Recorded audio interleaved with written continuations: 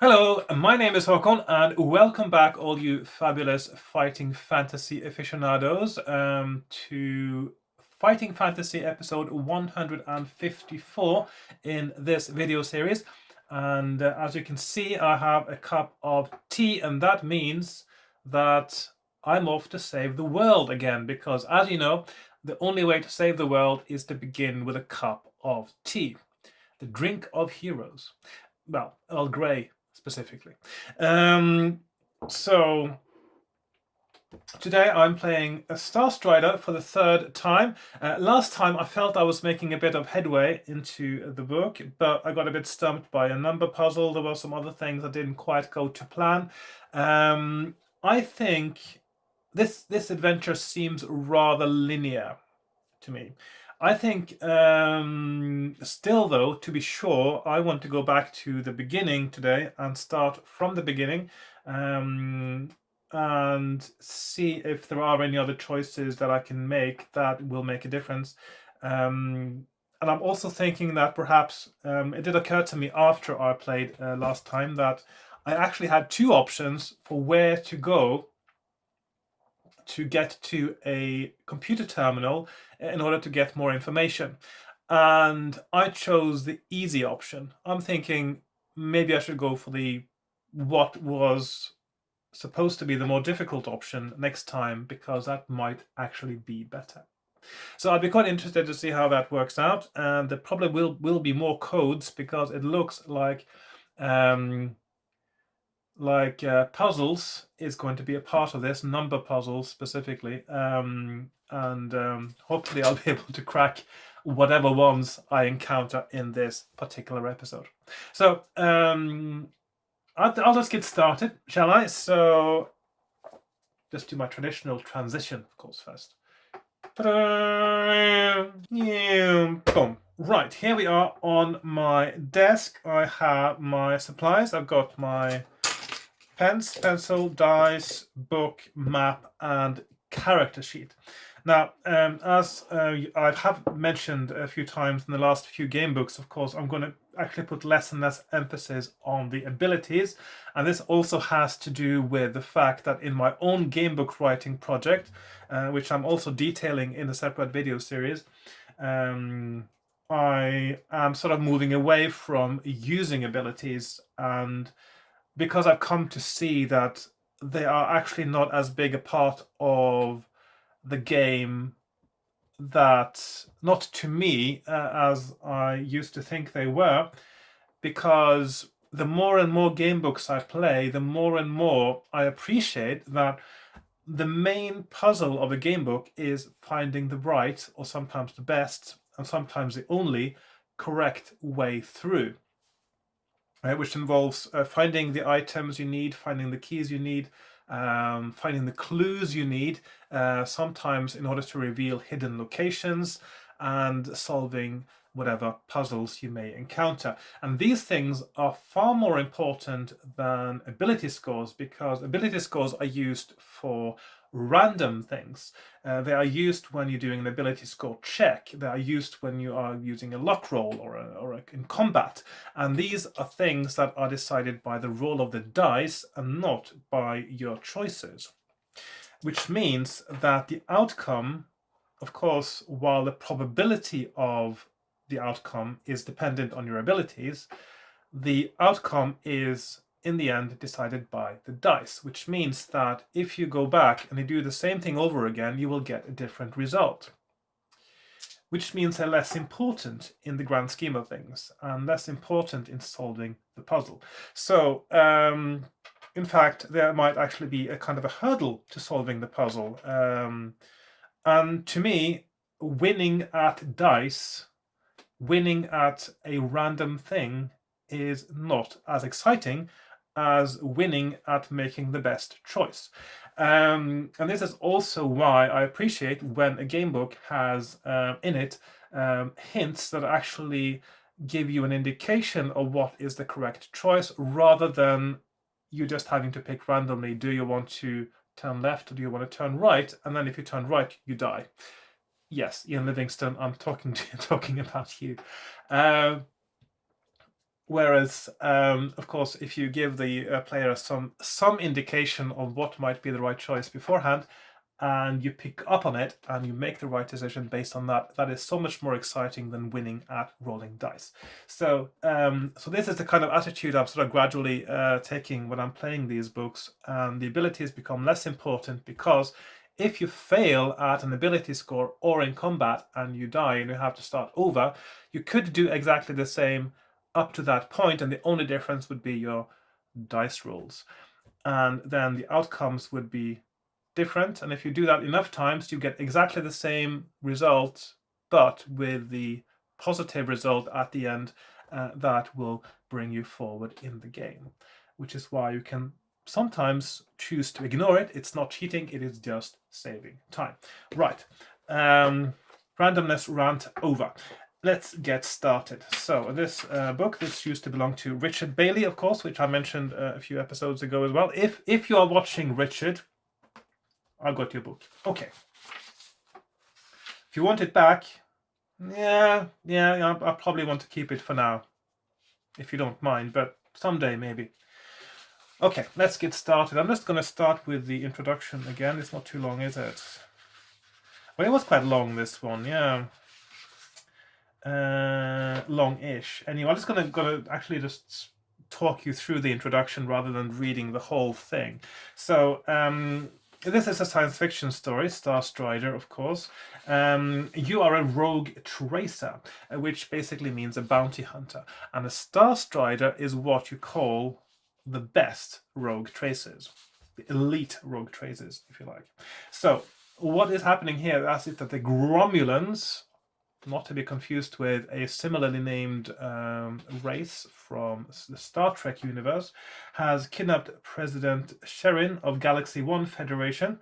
The Federation, again, not to be confused with a similarly named organization in Star Trek.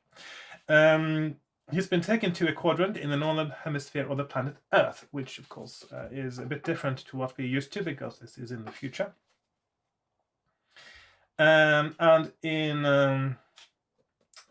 And of course, they are interrogating him to get the codes for defense codes, etc., for the Federation, and you got 48 hours basically to stop them from getting it.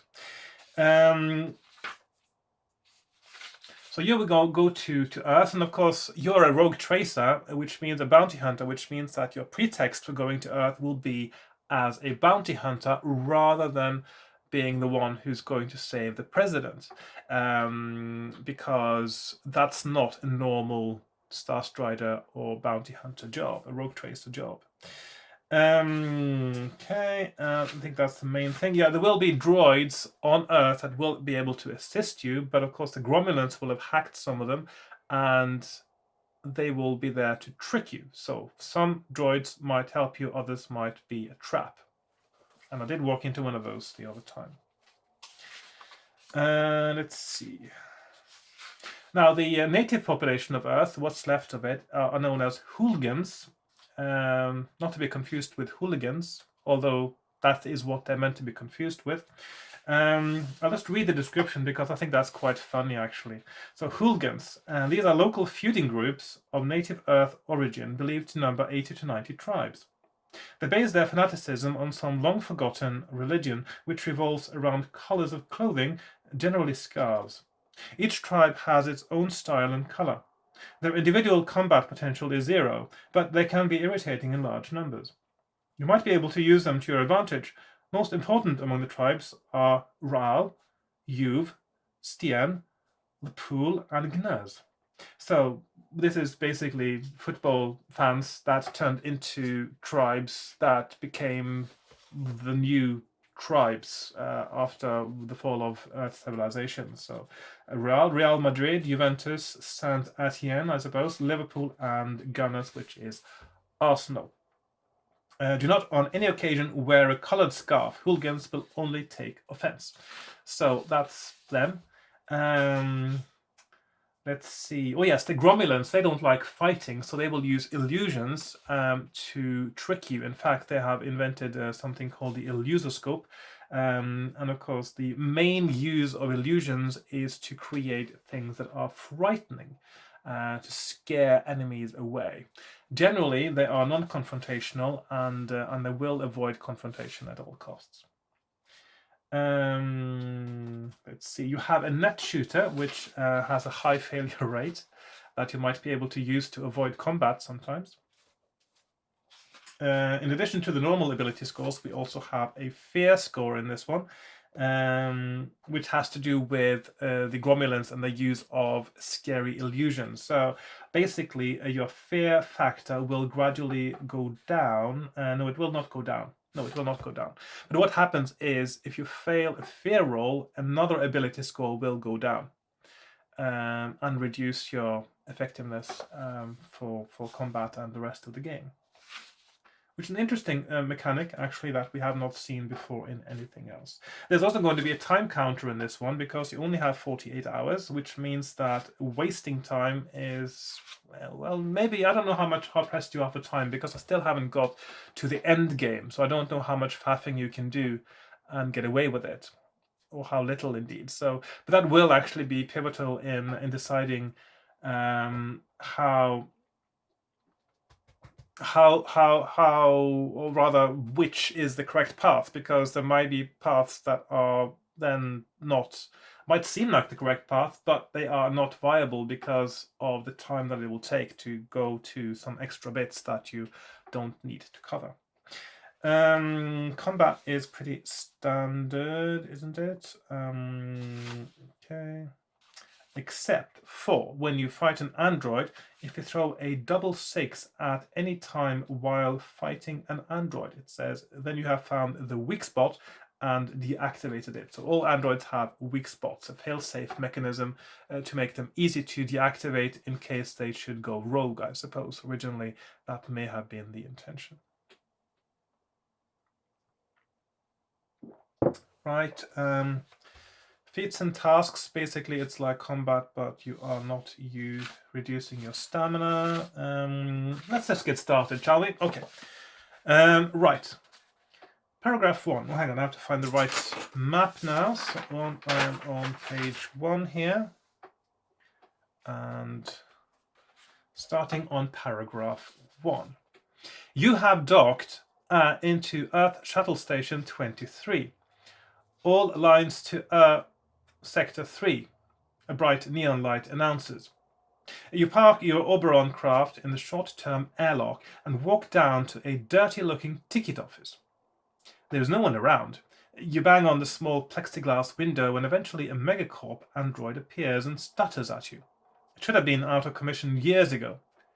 It has difficulty in understanding your request for a ticket on the next shuttle, but eventually takes your credit card and utters what you will soon recognize as a traditional Earth saying. That'll do nicely. As you trudge away down the corridor, you hear the Megacorp squeaking at you to have a nice day. There are about 20 seats in the shuttle, of which only 5 are occupied. You are directed to your seat and given a copy of the safety procedures by a service android, and you sit down on something sticky. The android asks you what you will have. Will you reply, nothing, a cocktail, or food cubes? Now, basically in this game, food cubes is your food, and that's what gives you stamina back. Nothing is, well, nothing I suppose. A cocktail is alcoholic and will actually reduce your skill. And there doesn't seem to be any provision for the effect of the cocktail actually going away, which means that the skill reduction from the cocktail is sort of permanent unless there is a way to regain skill at a later time. So food cubes doesn't really make any sense now because, well, you haven't lost any stamina. So this is actually a little bit bizarre because it doesn't make any sense why you can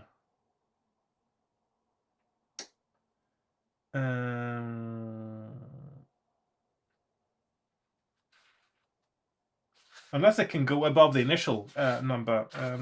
Let's actually say, hang on, this doesn't actually say, does not actually say that the initial scores cannot be increased in the rules in this one. It does not say. Which means that I can presume that it is possible, in fact. So in that case, I shall have the food cubes and go to paragraph 203. So we have 203. A good idea. You will need all your energy when you are on the planet. Add 1 stamina point. So that means my initial stamina now was 20. Is it 22? It says here. Okay, I'll just remove those things there. So now I have, I think that was 20. It's supposed to be 22. I've got 23 stamina. Let's see. I'll just remove the time. There we are. And so I've got 11 skill, 23 stamina now, 10 luck, 11 fear, and 48 is the time. So that is my ability. I'm just keeping the ones from last time. I'm not going to re-roll those because, as I mentioned in my introduction, post introduction, I'm not going to put too much emphasis on the abilities. Okay. Turn to 39. Mustn't forget to drink my tea because that's what will help me save the world, obviously.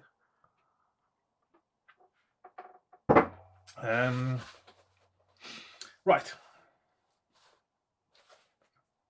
39, yes. The shuttle lands in the dark segment of the planet, in what appears to be a desolate area of Sector 3.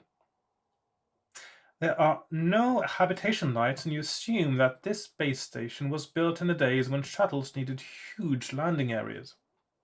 All the passengers troop out into the station. You look up and see the familiar Rocket Hire sign and go over to a shoddy counter. There is no android on duty. You stand there reading Zipcar brochures while all the other passengers file towards the Silverhound, which is waiting outside, smoke belching from its rocket outlets. Its destination is Madrid. In the far corner, a Sweepertron takes a break from its work and looks at you. You wait around for a Zipcar, talk to the android, or join the others in the Silverhound. Now, I think the android was, this is one of the ones that is actually allied to our cause, as it were. It hasn't been turned by the Gromulans, and so this is one that can help me. So I'm going to talk to the android and go to 357.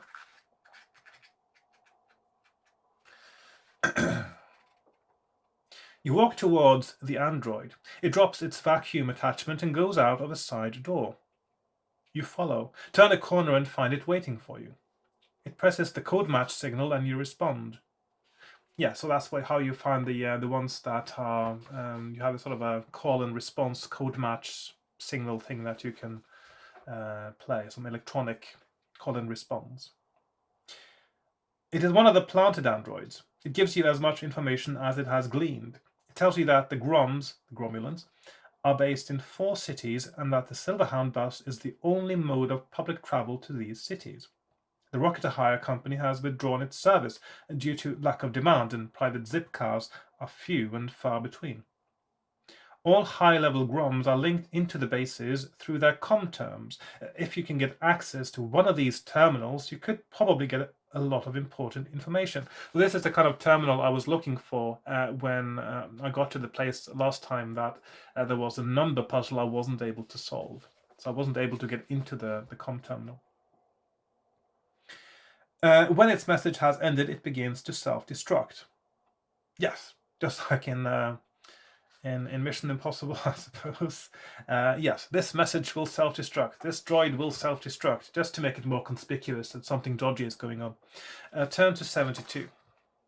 When a droid self-destructs in this one, by the way, it's almost like they just melt, basically. Still sounds quite scary, actually.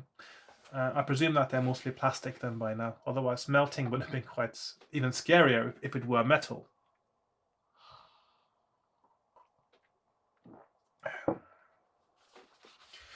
You board the bus. All the passengers are from the shuttle. You sit down and strap up. The Silverhound lurches and then speeds off. From their conversation, you detect that most of the passengers are sales reps. The main topic is the price of salt mining equipment. Yes, salt mining, that's one of the main things that's happening on Earth these days is salt mines.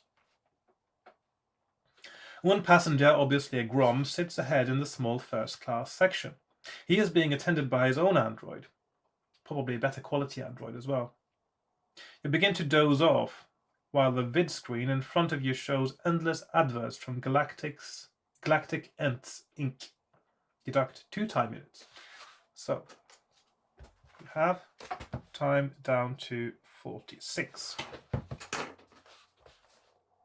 Suddenly you wake up with a start. You look out the window to see lights flashing.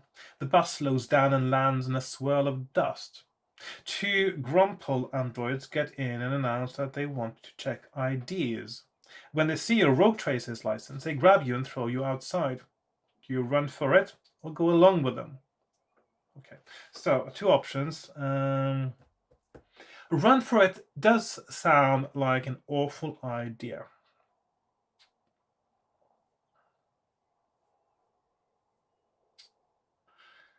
I'm just wondering if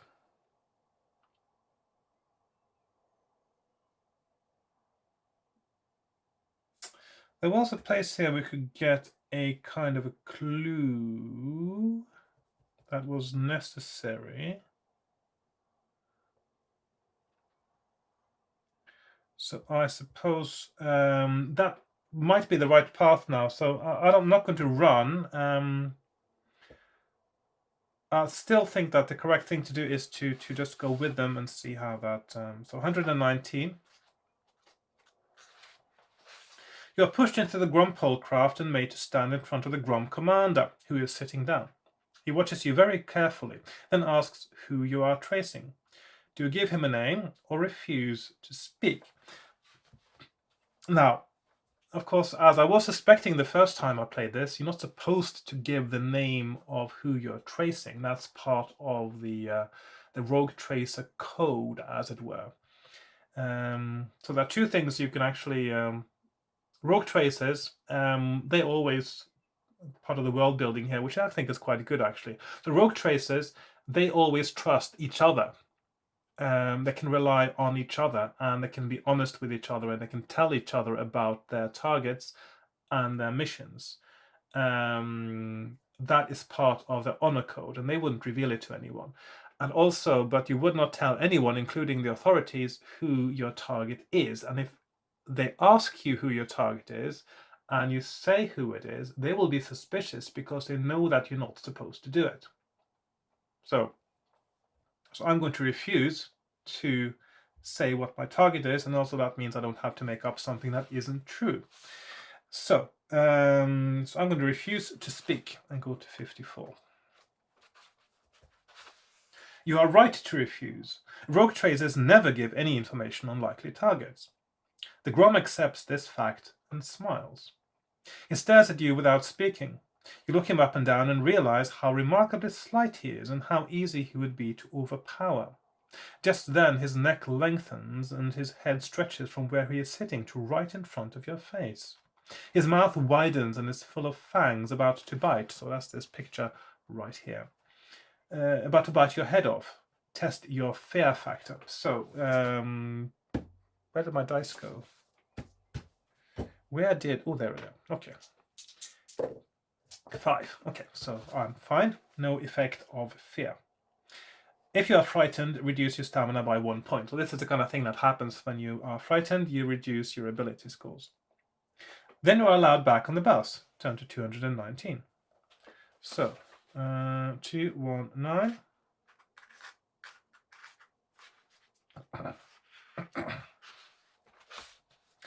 Back on the bus, the others stare at you. The Silver Hound takes off and hurtles along. 100 meters above the old Earth highway. 100, yeah. As the sun begins to rise, you notice the landscape. The Grom ahead is watching an episode from the latest Galactic Ents soap on his private vid screen. The hard sell commercials continue on the screen in front of you. Deduct 2 time units.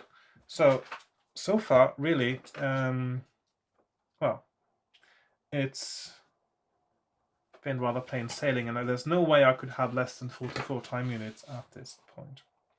Turn to 159.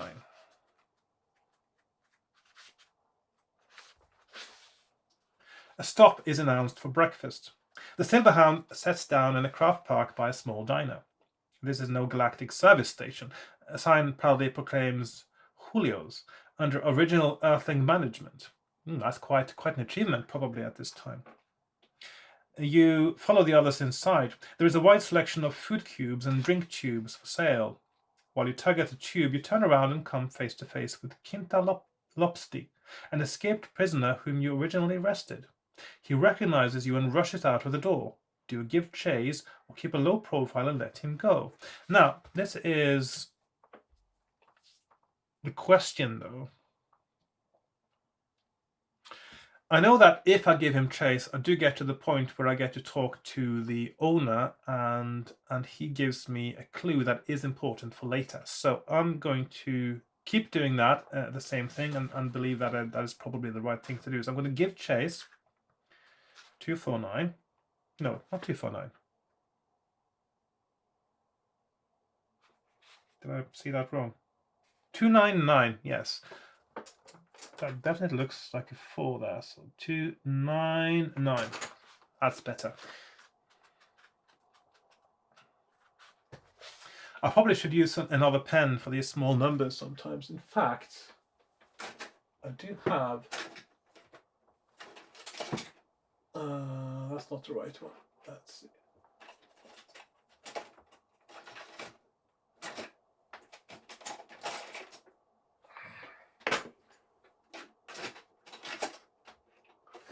Because I have a pen that is actually a lot better for small numbers. This one here. Maybe I should use that one next time. It's a Copic multiliner. It's called multiliner, even though, of course, it only has one line at a time. But you can change the tips on it. That's why they call them multiliners. And it comes down in, this is one of the bigger ones, actually, 0.1. It comes down in, I think the smallest is 0.03, I think is the smallest. So the tips are a little bit fragile, and of course they wear out, so you have to replace them, and you can also replace the ink in these. Very nice pens, actually. Okay. Yes, you drop your cubes and chase after him. When you're outside, you see him signaling towards a group of rocket bikers in the far corner of the craft park. You immediately whip out your catchman and pull the trigger. Throw one die. So this is the one, the catchman, that's the one with the net that will prevent you from having to actually do the fighting, but of course it is very unreliable.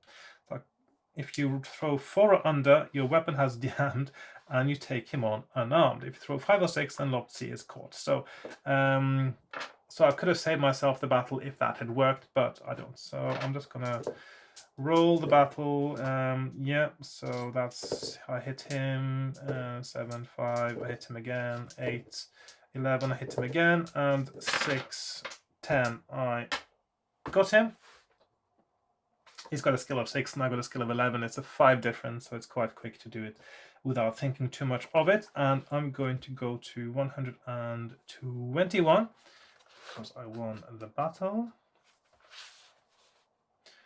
You find a basement to hide him in, and you strap on a signal unit. So basically, when you've done a catch, as it were, as a bounty hunter, as a rogue tracer, you geotag, you GPS track tag, you have a sort of a beacon that you attach to them, and then they get picked up, and then you get your bounty into your account. I presume that's how it works. It seems like a sensible system, of course. So the local authorities would be notified, and the miscreant would be picked up.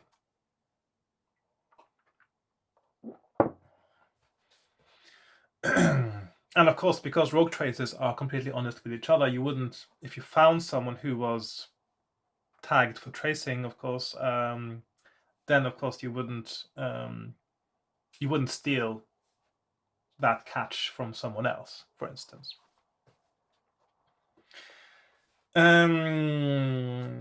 He snores while you cover him up with sacks. But in the diner, all eyes, including plastic pupils, so people have their sort of plastic pupils, yeah, are on you. They have all realized what your profession is. Someone asks you if you got him. You turn around and see a large man wearing a t-shirt with Julio on the front of it. So it looks like I would only get to talk to Julio if I run after the guy that is someone who there's a bounty on.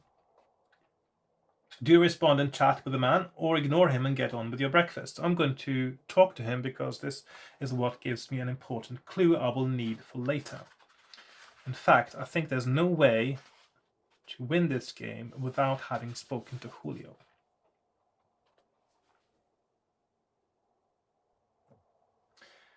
Criminals and groms, that's all we have on Earth these days. Always glad to see a rogue tracer. The man is the owner of the diner and proclaims himself the last of the native independents. He loves to talk and eventually gets on to the subject of groms. We are second-class citizens on our own planet, although most natives have left for Alpha Cent, so Alpha Centauri, I presume. No real jobs here, you see. It tells you of the hooligans, whom he describes as good boys, really. His son is a member of a gang in Madrid. He is called Jose 90. I don't know how to say 90 in Spanish, but I presume that's Jose 90 will be in 90 in Spanish. Add 1 luck point. And again, it doesn't say anything about initial scores. So I'm going to, for the rest of this game, presume that because it is specified in all the other rules that abilities can't go above their initial scores, and this one it isn't, I'm going to keep that as part of the rules for this book. Eventually, the bus signals take off and you rush to board it. As you settle, hang on, I have to make a note of, I know, I remember now, Jose 90, that's the clue here, that is very important. As you settle, you realize that you haven't eaten anything. The grom in front of you is being served a Galtarian omelette by his android. Reduce your stamina by 1 point. That's because you haven't eaten. That is fine. So we're down to 22 again. And turn to 22. So we go to 22. And did I make sure that I'm in focus now? I am in focus, I hope. The Silverhound lurches off. Again, that seems to be the only verb used to describe the motion of the Silverhound as it goes from a standstill to running. It's to lurch. The Silverhound lurches off, and you have to listen to the rep's dirty stories about the pleasure planet of Luxurus. Eventually, you reach Madrid, and everybody gets off. Turn to 179.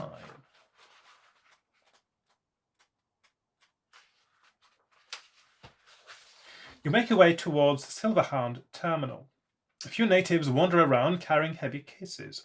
In the craft park, there are 2 buses, one marked Roma and the other being repaired by a team of mechnoids. You see a sign marked Services and head towards it. Turn to 235. You may notice, of course, I'm not doing any mapping now because I have been here before. I still haven't got to a place where I want to make a different choice. You find that there is only one route that links the northern sector. Most services have been cancelled due to lack of demand, and there are considerable delays between stops. While you are working out the times, an android stands next to you and you feel the code match pulse on your chronograph. Deduct 2 time units. Do you signal back or decide to follow it first? Now, the deduction of time units there sort of comes at really strange points because it sounds like you're doing it. Yeah, I mean, really, it should have been come a bit sooner because it sounds like you are losing 2 time units just from the android coming up and signaling you. 2 time units, 42, and I think this is the dodgy android. Because this is where I ended the first time, and I made a droidful mistake, as I said in my title. By the way, do you guys like the titles? Because I do have some. As you may have noticed, I always title my Fighting Fantasy videos doing something that sort of fits, something that happened or trying to do something that happened in that particular episode, usually in the book itself. Sometimes it's a meta thing, sometimes it's something I just said. Do you like them? I think I've got a few, at least 10 of them that I think are really good. So, well, please let me know what you think about the titles at some point. Right, so do you signal back or decide to follow it first? So I'm going to follow it first. I'm not going to signal back to it. 152. The android wanders off out of the terminal. You give it a few minutes and then go to the window. You look out carefully.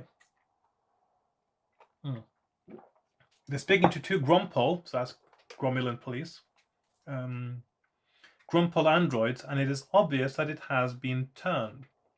Luckily, the planted androids do not know what you look like. The turned android moves off and fingers its stun gun as it passes a group of hooligans who are trying to break into a food cube dispenser. Do you follow the android or approach the hooligans? And this is where you actually meet Jose 90, so that is where you are supposed to follow the hooligans, or go with the hooligans rather than follow the android, I think. I haven't tried following the android, but I know that the other choice is what leads to what's obviously the correct thing. So, excuse me, just needing to clear my throat a bit there. So it seems that is the correct choice, is to go talk to the hooligans. And because these are Reals, I suppose, because well, they're in Madrid, so yeah. And the Stien ones, that would be in Paris, and was there one for Rome as well? I'm not sure. I can't remember all the ones now. There's yeah, I don't think there was one. There was no Italian teams in the not the ones mentioned anyway, but of course it did say that there were 90 of these tribes, so there would be some in all these cities, I guess. Right, as you approach the hooligans, they notice you and slowly surround you. They watch you carefully. Some of them are swinging chains in the air. One of them, who appears to be the leader, asks you if you have any credits. Now, this is a weird thing, isn't it, in the future when you use credit cards and stuff, and obviously you don't have any cash. I mean, the future would look like that so if you're a criminal like that, and let's say you want to not to burgle someone, but you want to accost someone on the street and steal their money, you have to whip out your payment terminal and say, put your card on the terminal or else. See, it's like that, isn't it? You can do that today, of course, but then the payment would be easy to trace, wouldn't it?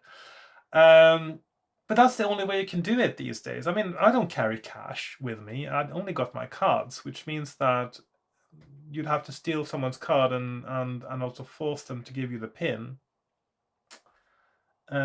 which isn't easy to do, actually. But it is possible, but it makes it harder. It certainly does.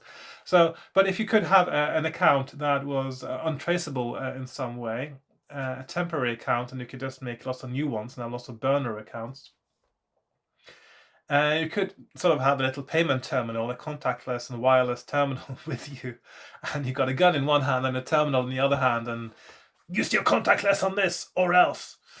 Yeah, that would be kind of weird, but you can sort of imagine that could happen. Anyway, where was I? I lost the plot there a bit. Yes. Have you any credits? You look at him carefully and see that he has the figure 90 scrawled on his cheek. Do you give them any credits or refuse and stand your ground? So, I'm going to refuse and stand my ground, actually, 287, because, well, that also worked as the right thing last time. You know that hooligans are famed for their skill in stealing, so you do not show them any credits, but how do you show someone credits? Sort of, oh, got a credit card. Everyone's got a credit card. You just arrived on the bus. It's a bit weird, these things, isn't it?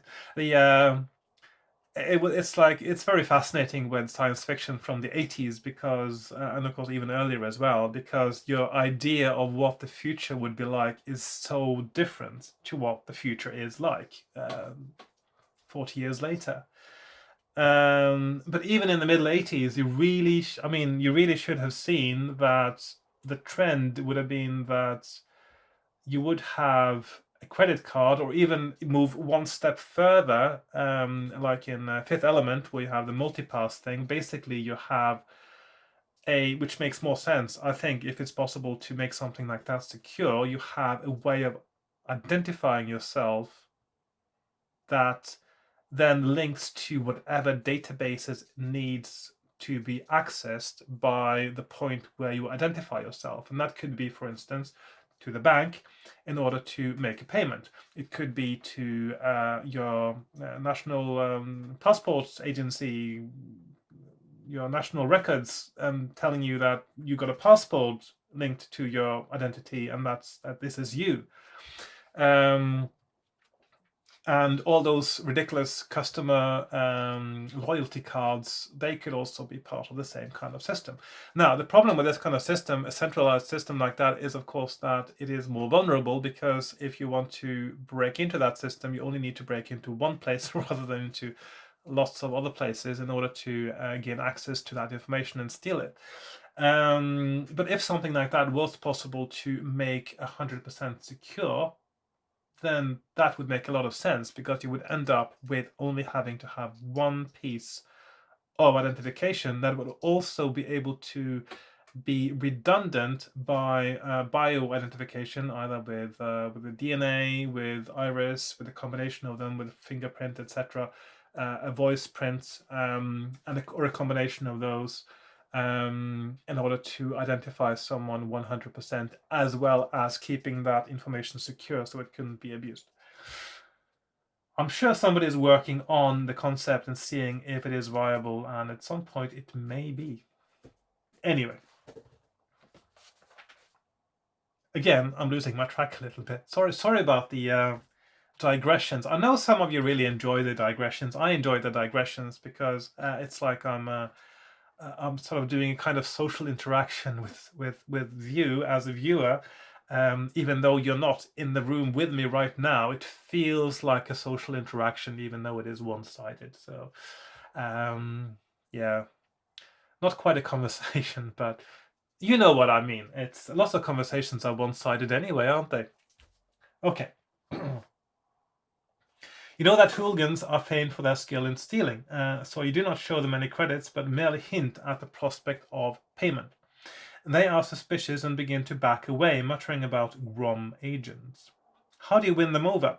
If you think you know the leader's name, count up the letters of his first name, multiply this number by his tattooed number, and go to that reference. So I've got a tattoo number, of course, which is 90, and I know that his name is Jose.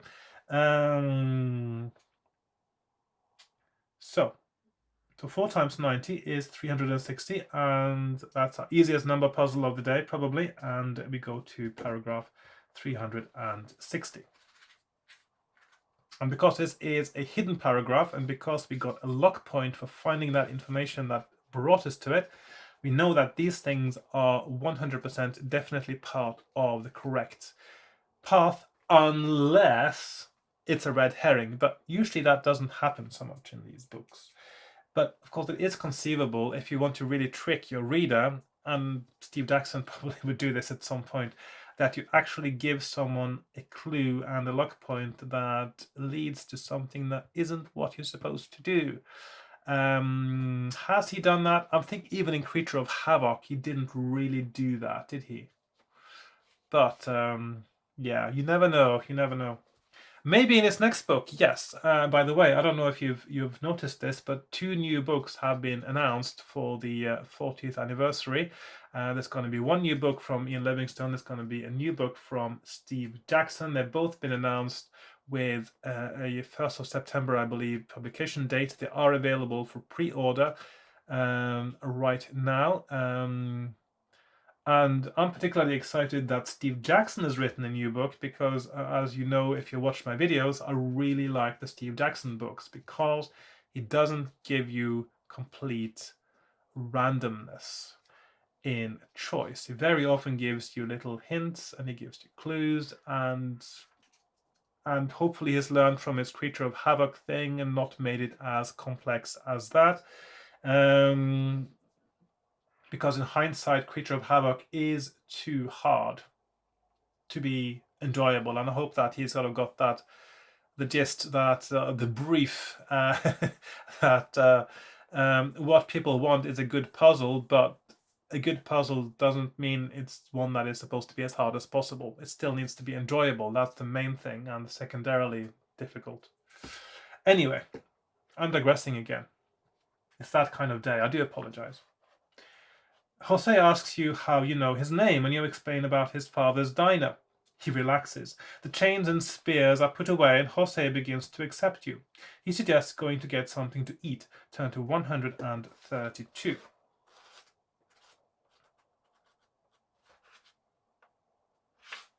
By the way, I'm going to digress again.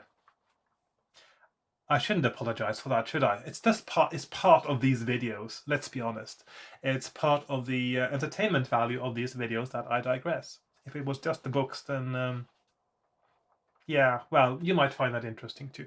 Okay, so I was just about to sip tea now, and somebody finally made a Jean-Luc Picard reference on my video where I explain how to brew Earl Grey tea, and I do it in verse. So I got a video where I made a poem that explains how to brew Earl Grey tea. And I was actually intending to put in a sort of a Star Trek Next Generation and Picard reference in the poem itself, but it didn't quite fit.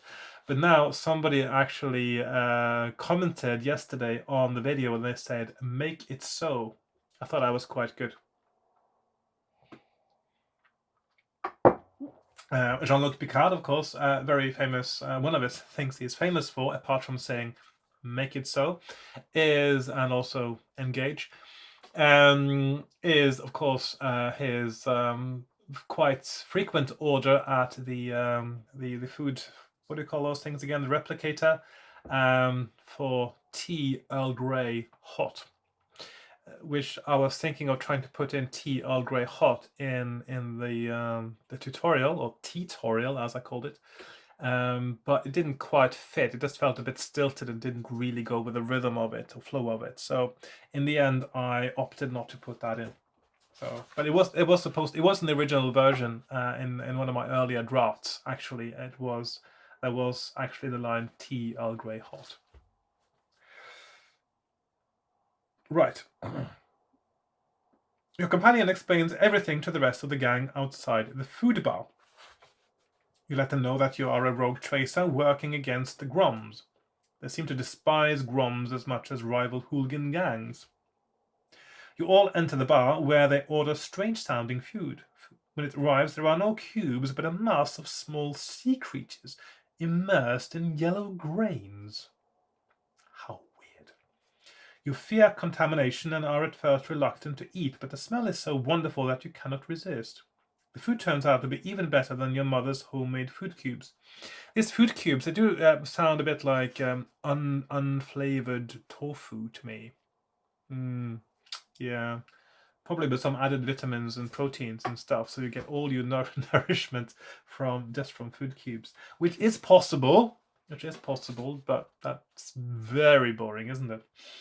Add 3 stamina points. So stamina now up to 25, because again, it doesn't say anywhere that there is a limit. Turn to 315. Okay, so now I am swapping pages. Finally, 315. There we are. You pay and discuss the help you need. You let them know that you want access to a highly placed Grom comterm. They argue among themselves, but decide on 2 likely places: the Plaza de Toros or the Hacienda. The former is accessible only to androids, but they think that they can get you in. The Hacienda is less heavily guarded. You choose the Plaza de Toros or the Hacienda. So last time I went to the hacienda, and of course there was this little girl there who I was able to trick her into showing me the com term, but there was a number puzzle there, and I didn't manage to crack it. And I just wonder. I still don't know what that solution would be. I still haven't worked it out, but I haven't actually worked on it since I did the episode a few weeks ago now. But I'm going to go to the Plaza de Toros, of course, the bullfighting arena, I presume, and see if that is, even though they say it's harder, maybe it's also in some ways easier, or certainly differently difficult. Differently difficult. I like that one. Okay, so I'm going to go to a Plaza de Toros and see how that is, what kind of challenge that is to get access to a com term at the Plaza de Toros, and also hopefully avoiding any bulls.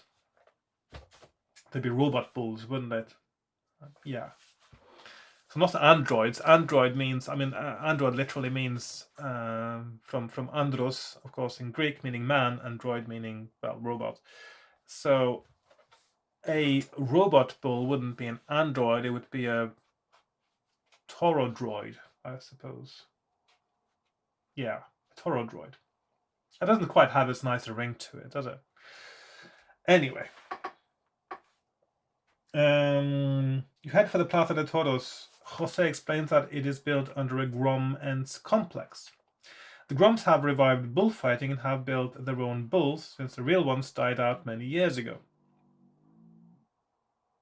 Did you hear that? My tummy was making a strange sound. It's sounding a little bit like a bull, actually.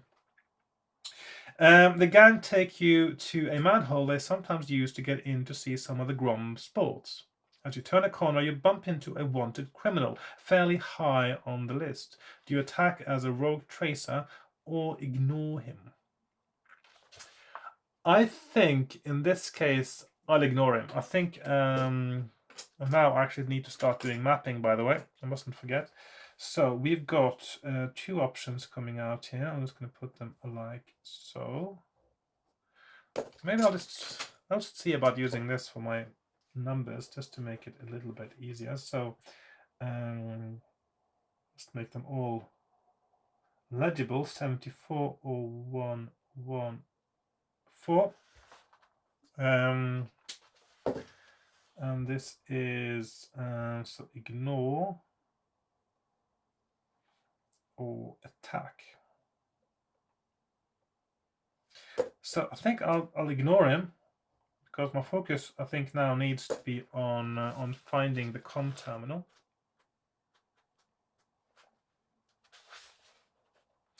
You are in a tunnel. Now, this sounds very much like a familiar fighting fantasy thing, doesn't it? It is dark and damp. There are many pipes of various sizes stretching into the distance. Deduct 2 time units. The thing is, I would have lost time units probably if I had gone after the criminal. And the thing is, this is actually something that bothers me a little bit about this book. I mean, it does say that you can trace some rogues on the way, but the thing is, apart from the fact that you would make more money from it, what is your incentive for doing so? I mean, you know you don't have much time, so unless you thought that tracing those rogues would be beneficial to you in this mission, does it really make any sense to do it? It doesn't really, does it? I mean, you already are one of the 10 highest earning rogue tracers in this part of the galaxy. I mean, you are a wealthy man, probably by most reckonings, and probably rich enough that you probably could have retired ages ago if you didn't enjoy the job. So why do you want to do it? You haven't been given any motivation why you should do that. So, and I think it would have been nice if there was a more sort of explicit motivation stated, something that says that, yeah, well, you're really in it for the money, and so you also want to trace as many rogues as possible while you have the chance. I'm sure it didn't say that in the introduction, even though I skipped through it a little bit today and I skimmed through it. I'm quite sure it doesn't say that in the introduction. I'm just going to check that now, actually, because I'm a bit curious. I don't think there was any good.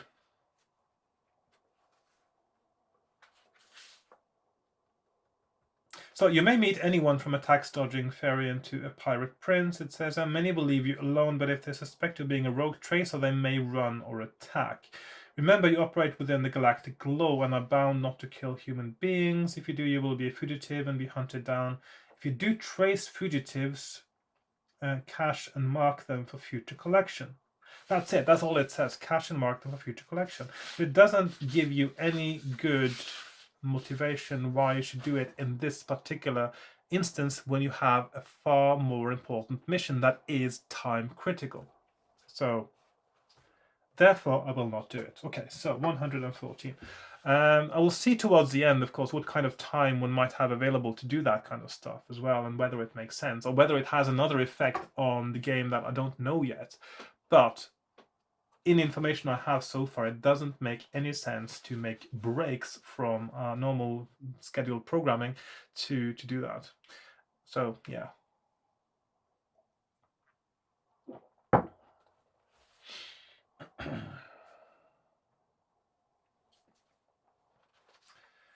Right, so I was going to ignore that and go to 114. This blue pen is getting a little bit smudgy now. I'll just drop the blue pen and move on to black. You are in a tunnel, blah, blah, blah. Yes, as you walk towards a faint light, you hear a rattle behind you. You turn around and see two red eyes slowly coming towards you. They belong to a service rat, which is inspecting the subducts and making repairs. You know that these machines are equipped with blasters to remove any debris or blockages. Do you decide to let it pass over you, or would you rather run towards the end of the tunnel? Now, if I let it pass over me, wouldn't it possibly detect me as a piece of debris that needs clearing out? I think so. So I'm going to make a run for it.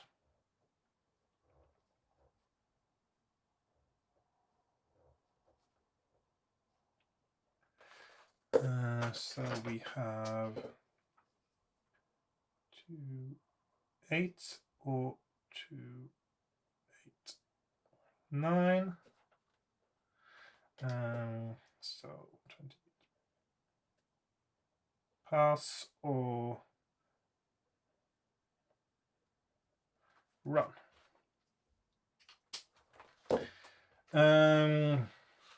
So I'm going to run towards the end of the tunnel to 89. You run towards the end of the tunnel, splashing through puddles and tripping in the loose wiring. Well, it's got loose wiring hanging around, and of course it's got its work cut out, this service rat, doesn't it?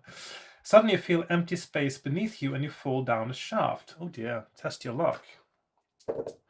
10, I am lucky, but of course my luck goes down 1 point to 10.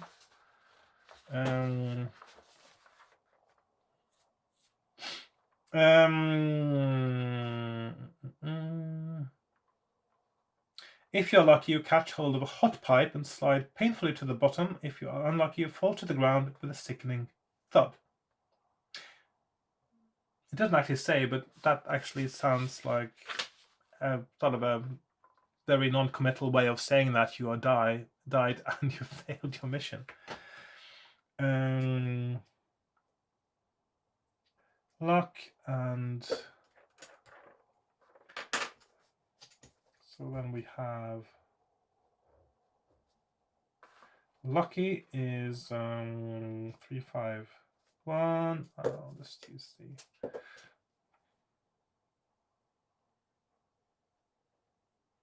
351. Lucky, and unlucky is death. So luck, so brackets death. Okay, so 351. You land in a puddle, your hands burning. You're in a large chamber with an exit to the left. You look up at the shaft, trip over something, and fall headfirst into the puddle. You feel around and find the head of a service android and some other bits. You quickly do some temporary repair work on the eye and brain region. Whose? Your own or the android's? And you are greeted with a low rumble which sounds like hello. Turn to 337. Okay, so this is interesting turn of events, I would say, regardless of what happens. This is and the overuse of the word puddle. 337.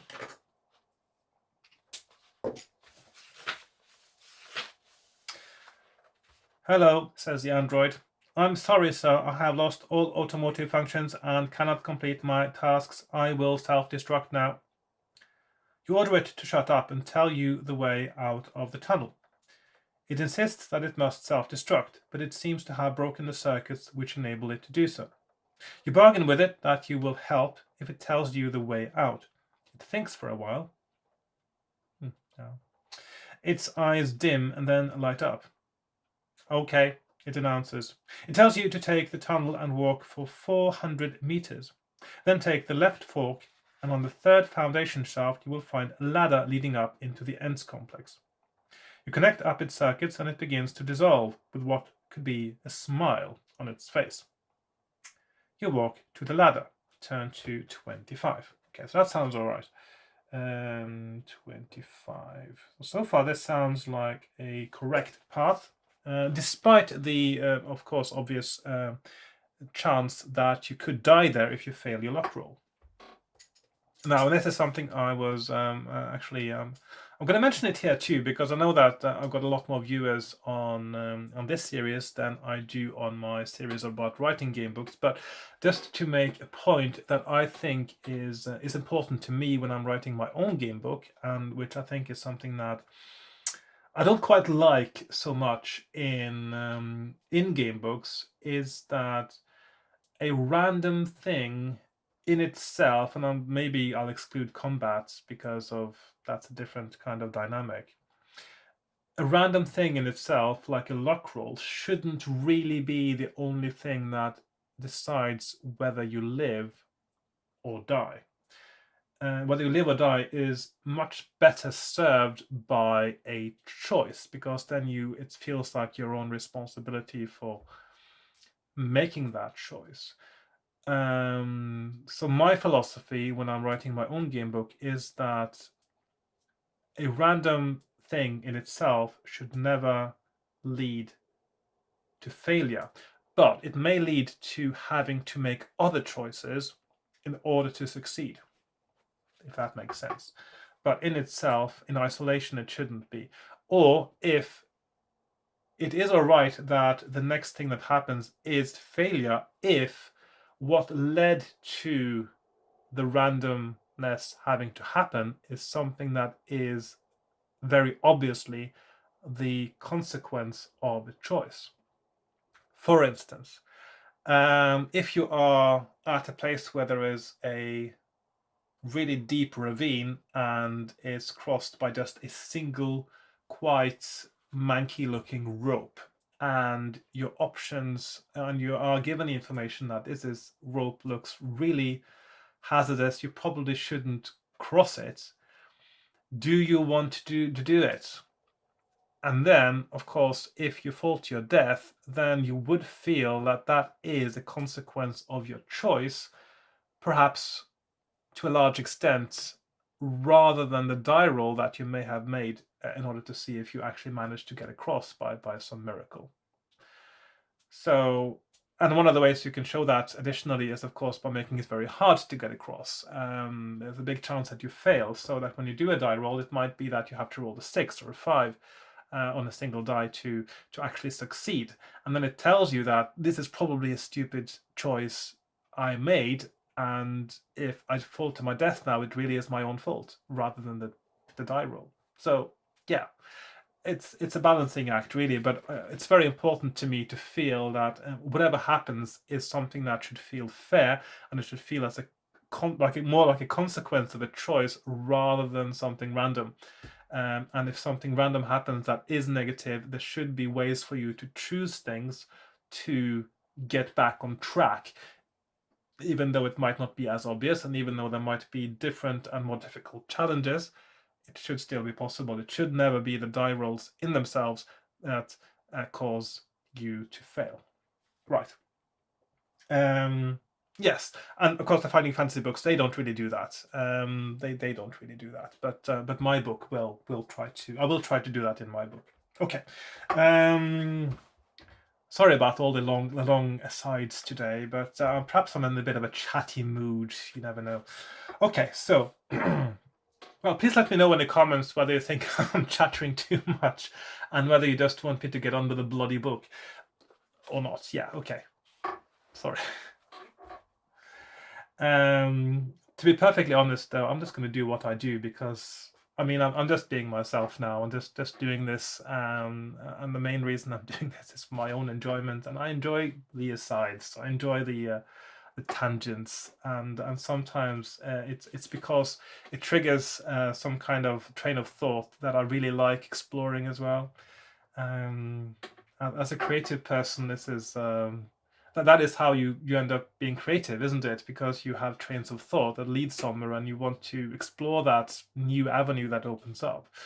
So yeah, it's just me. It's because this is how I am, and as a creative person and an imaginative person.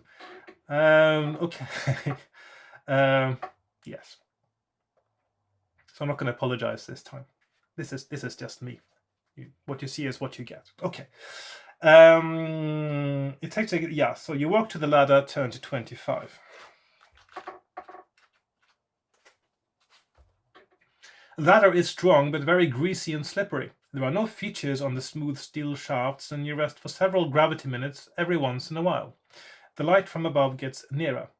Deduct 2 time units. Okay, so we are down to time unit 38 now. I should make a note of those too, of course. Must not forget.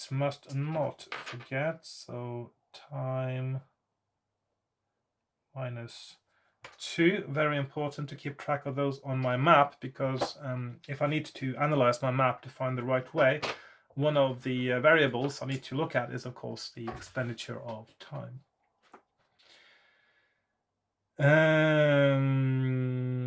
Turn to 209. Okay, so just going to do this for the whole box this time. It's a bit thin, isn't it? How visible is that anyway on the... It's quite a thin line. Yeah. Also, it looks like the ink is getting a bit dry. 209. Okay. Probably just use my pen actually and just write proper numbers. I can do that. Eventually you reach the top. You stand on a small platform and glare at a heavy metal grill. There is no way of forcing it.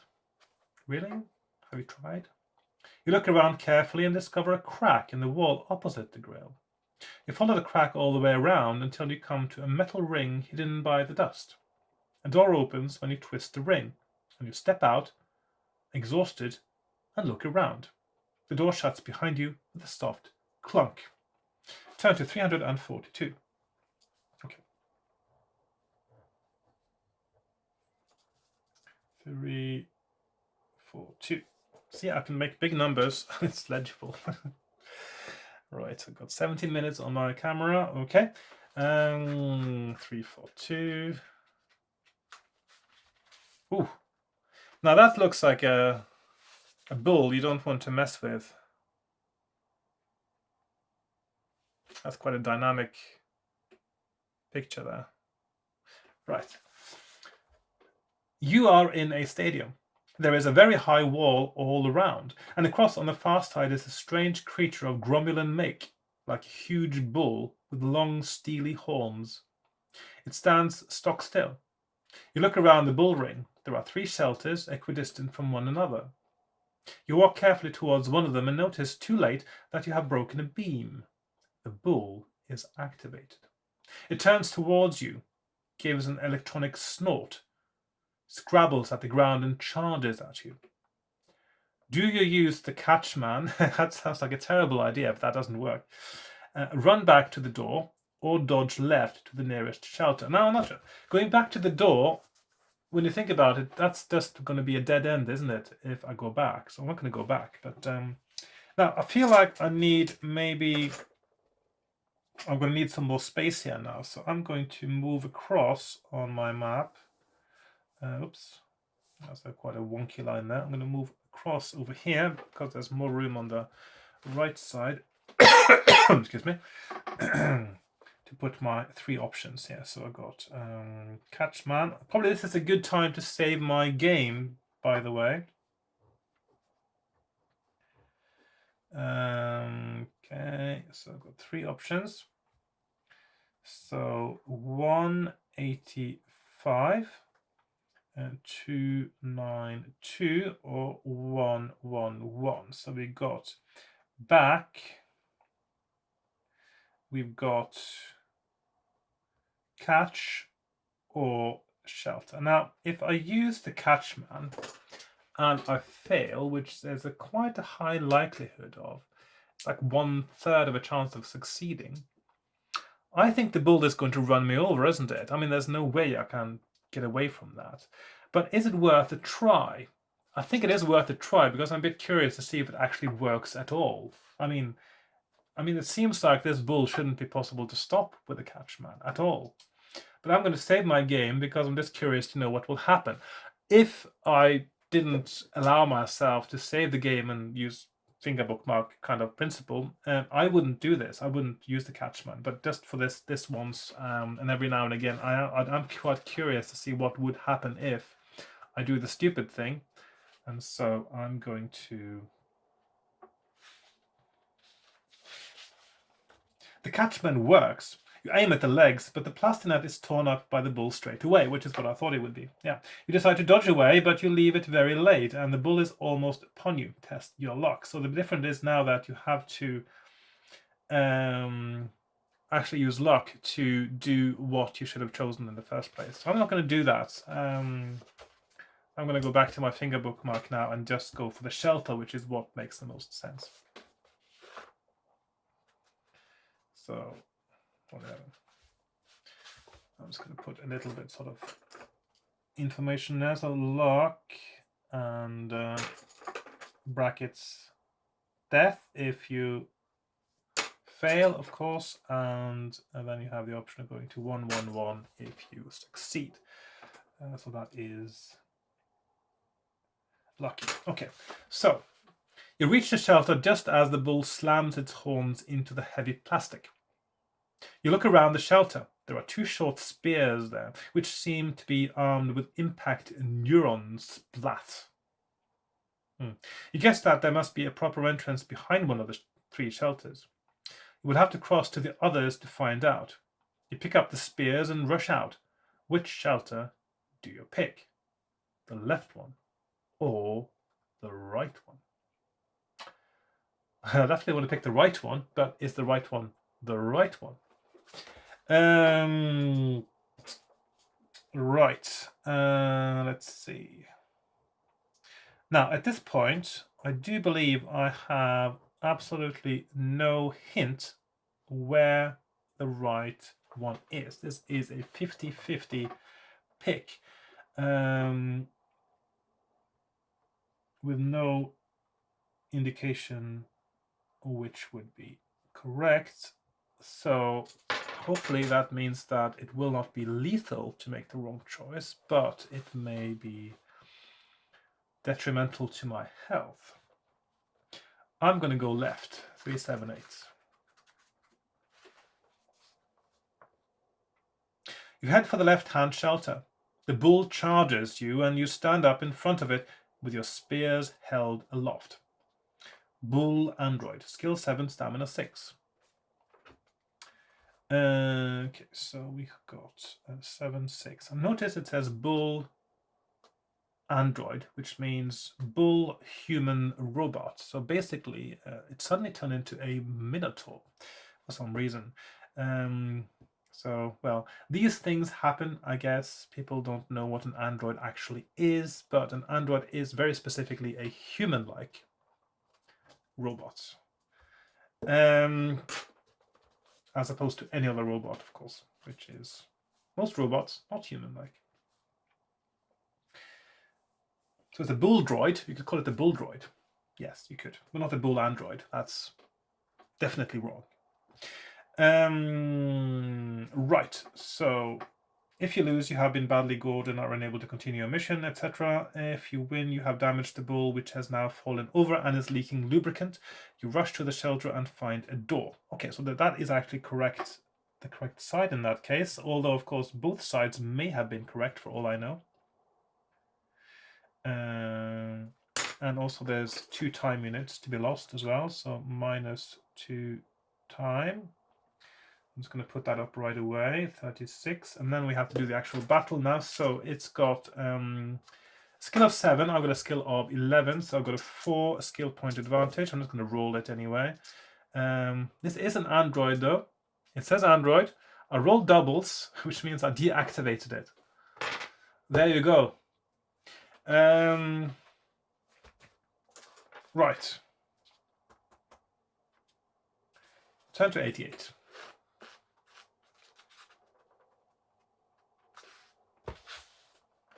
You open a small door and find yourself in a long, empty corridor. You tread gently and watch out for alarm beams. Alarm beams should be invisible, shouldn't they? So you can't really see them if they are proper. Eventually you see a door marked exit and another door marked Grompol and Excel series only. Strictly no admittance to any other androids. Now, a Grompol, of course, Gromulin Police, as you know, and Excel, that is the kind of combat droid that is so powerful that you are told at some point in the introduction or in the book that if you meet one, basically you should just get away before they get you, because they will get you. So it's like the like the best what do you call them? The Nexus 5, I suppose, in Blade Runner terms.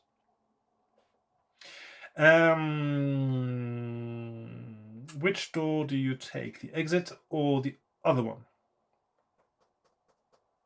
Well, I don't know. I mean, do I have to... I mean, in order to get to a comm terminal now, I have to go where the Grompol go.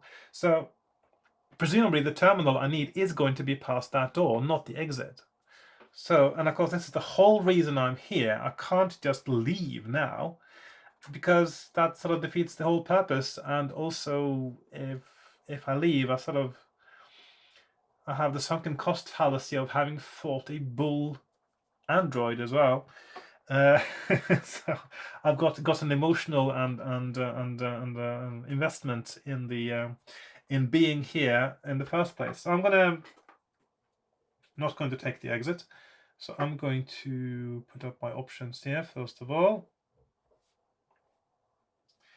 194 exit or 383 door. So I'm going to go through the door which means that now it's going to be very dangerous because I may meet an Excel inside this door. You walk towards the door and it slides open. You enter and find yourself looking at the back of an administration android, an admin android. It senses you and spins around. So we've got a 5-6 to fight.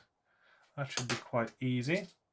6 skill point advantage, 6, 9, 10, 12, doubles, deactivated. And I win and go to 311.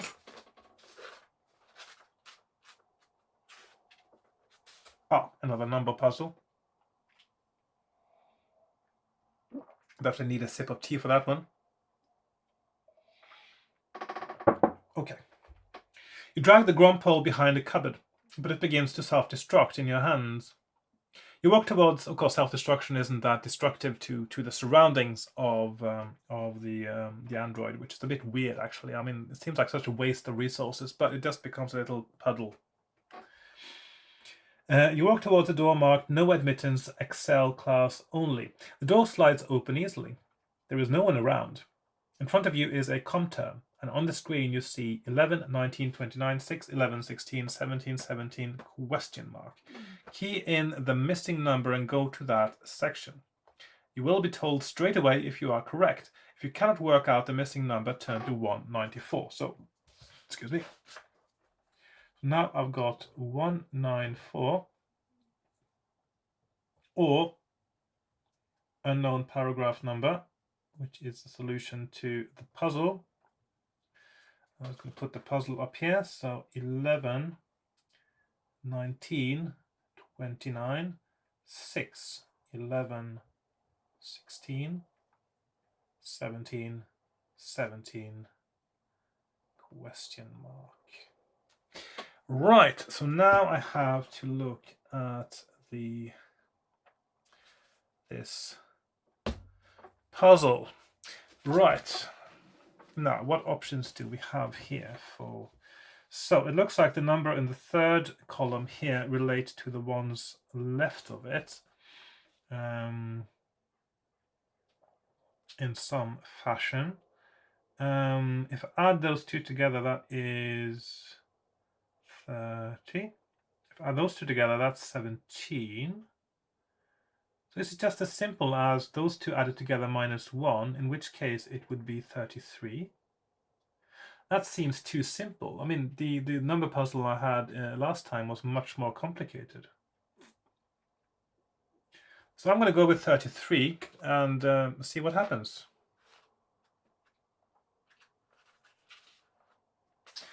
You have calculated correctly. A plus B minus 1 equals C. That's too easy. But they're just warming me up, I hope. The screen shows a menu and you pick security information. Another menu appears which includes, with typical GROM efficiency, an option for the president. You press this option and all you get is, okay, so here we are again. Maybe I'll just put this, okay, so this is the one from the number puzzle from 311. Let's put a little caption there. And then we have 33, and then we get number puzzle 212, 737, 59, 94, and 173. So these are very high numbers actually, which makes it a little bit harder to sort of see right off what might be correct, I guess. Now the thing about these kinds of puzzles right here is that you don't know right away whether this number relates to the ones next to it or the relationship between these two is the same.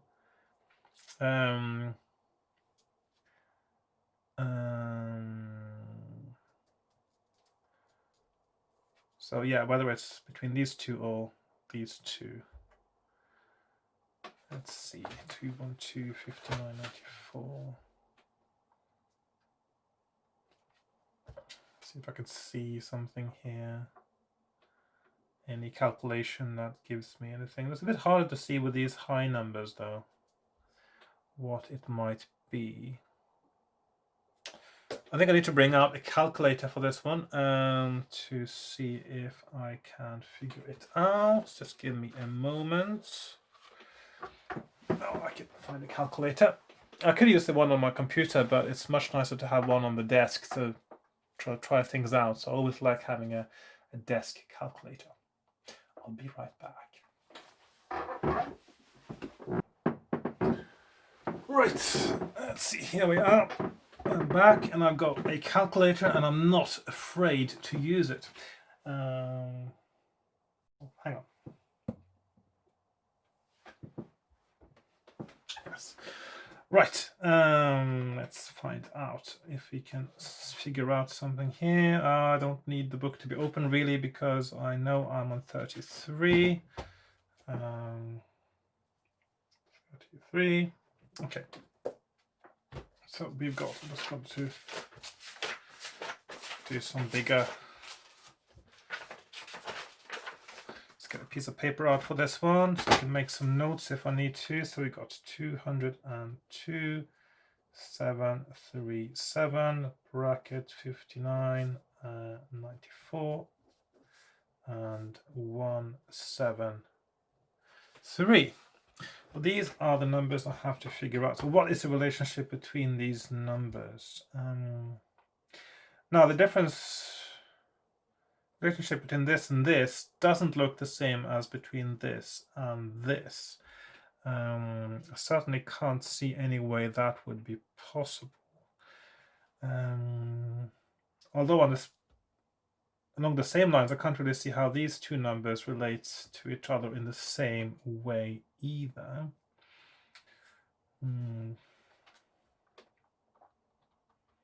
Let's see, just to do first check 173 divided by, so that's 4.26. It's probably something easier than that. 173.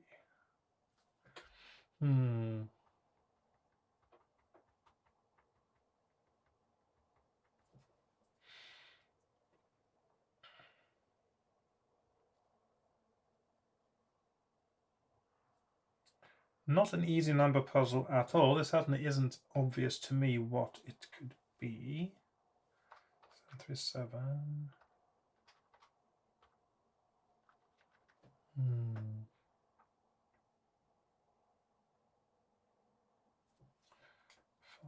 5, 9.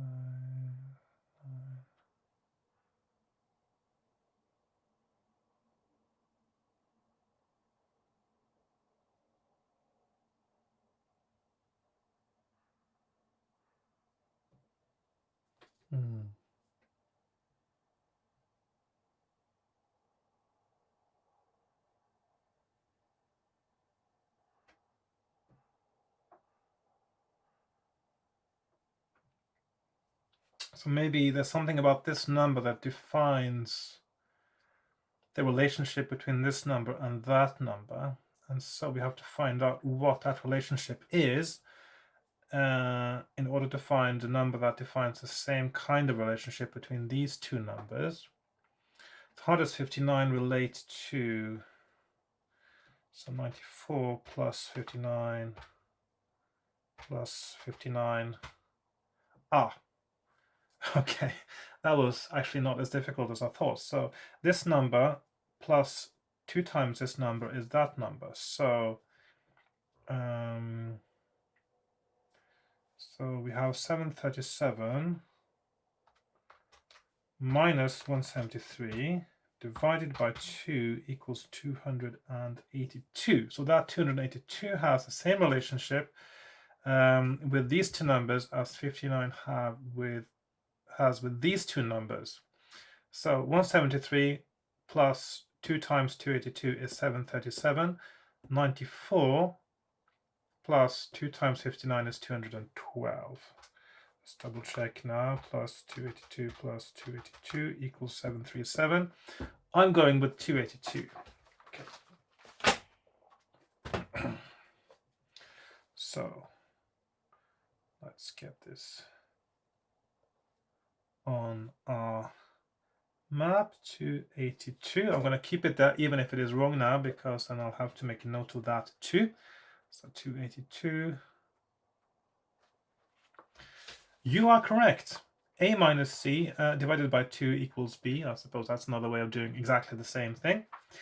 A submenu appears and asks for a question. You key in, is the galactic president in Madrid?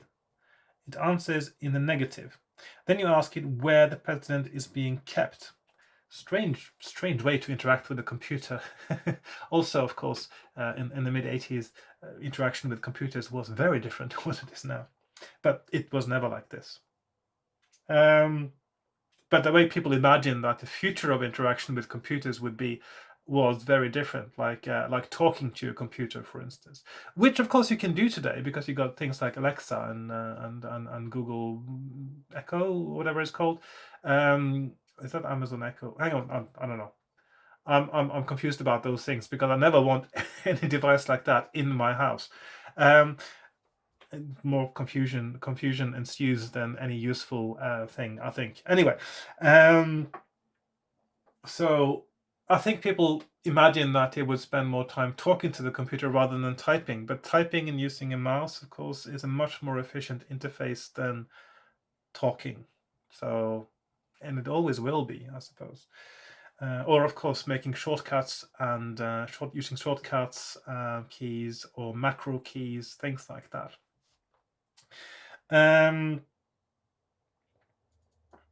It replies, he is at a high security base station, and a symbol appears of a circle with a horizontal line through it.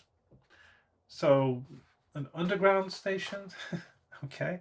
So, circle with a line through it. So, that's your underground transport for London symbol. So, that means, I presume, he is in London and somewhere on the underground.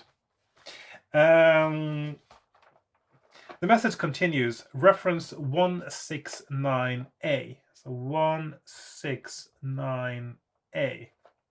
But it breaks off and another message asks for your Grom family code letter.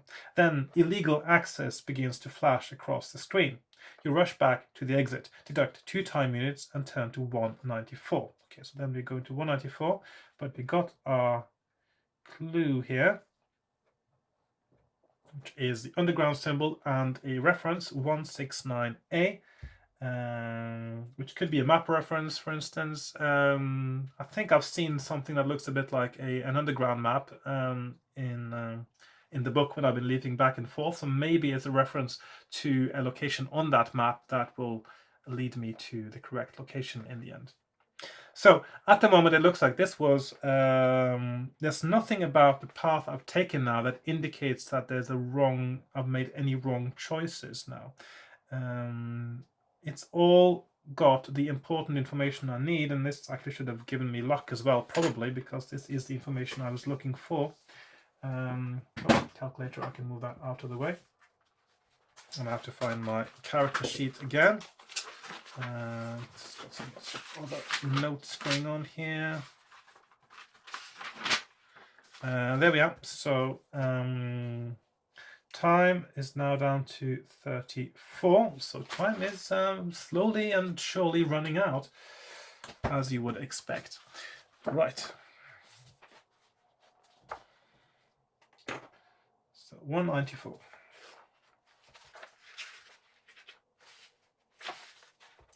You go through the door marked exit. Alarm lights are flashing and you hear the door lock itself behind you. A screen to the left prints a message. Life form access. Expel oxygen from all areas in 20 units. Now remember, if you remember from the first episode, if you watched that, on your character sheet in this one, you have, if I can find that now, an oxygen track. This is what it's for. So right now, I've got 20. I'll just put that up as a separate thing here now. Oxygen. So 20, which means I've got a very limited time now to find my way out. This is a perfect place, I believe, to save my game, because now, if I fail anywhere after this now, this is probably where I would want to start over again next time I play. So I'm not going to be too miffed if I now suffocate and die, because I have a feeling now, it feels definitely like I am on the right path. Up until this point, there's nothing else I could have done that would have improved my chances of winning. It doesn't feel like that is the case. So, mark the 20 units in the oxygen box on your adventure sheet and make deductions as instructed. If the units reach 0, you can no longer breathe and your mission is over. Turn to 51. I'm going to move 51 over on... maybe I'll move that to the next page of the map. Maybe I shouldn't, because I'm not sure if some of this stuff is something I will encounter again later. It is possible, actually, that I will get back to this point here after I get away from the arena, and so this bit might actually be... so I probably shouldn't do that. I probably should instead of moving it up there, I should move it down here. So I'm going to take this one now and move. Oh, I got 194 more than once actually. So I'm going to go down there. Okay. Just going to move that up there, remove that. So I don't have any duplicates on the same page. And then I got 51, area 51 perhaps. And let's see how we can get out of this pickle.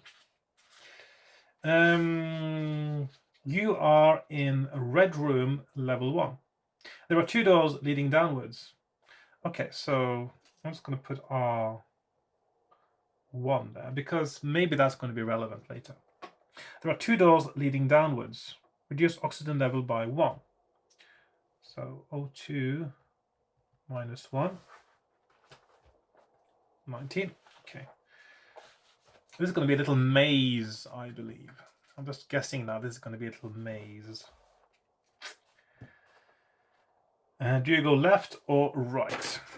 Okay, so I'm going to do slightly smaller boxes now. I feel maybe I will need a little bit more space than maybe there might be here. Let's see, left 97, right 181, left, right. I'm going to turn left and go to 97. You are in Yellow Room level 2. Y2.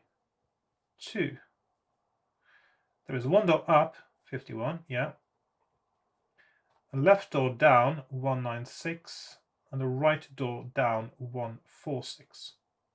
I don't know if I'm supposed to go up or down either. I mean, I haven't really been given much indication whether my elevation in this case, whether I'm supposed to be high up or low down.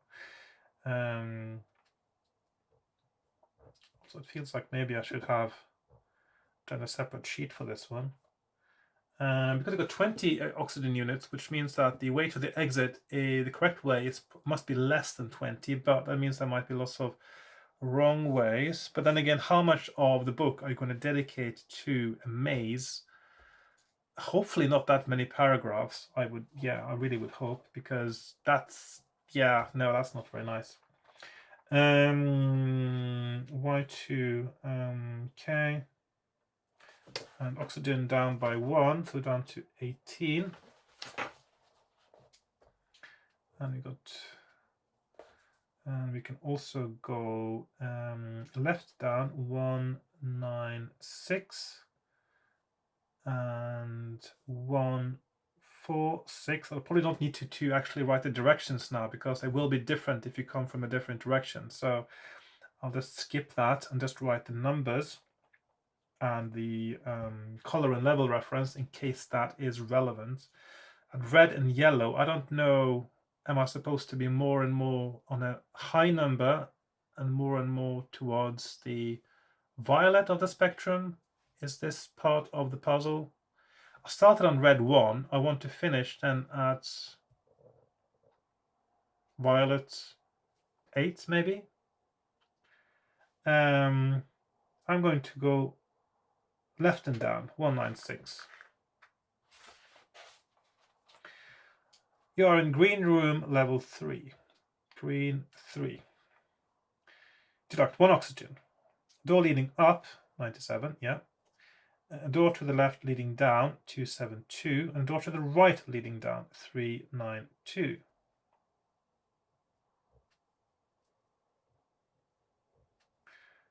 And I don't think I've not been given any indication, have I, what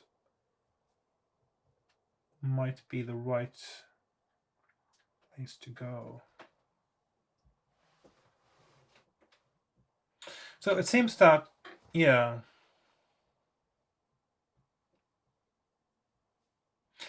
But I don't know, yeah. I don't know where the exit would be. I mean, there's no indication to me now where it is. This is just a random maze, it seems. to me. I mean, it's just a simple, relatively simple grid system by the looks of it. But do I want to go back to level 1 at some point? Maybe I do. I will turn right this time so I can go a level up again and see if I can, you know, because maybe I want to be on level 1. I'm not sure.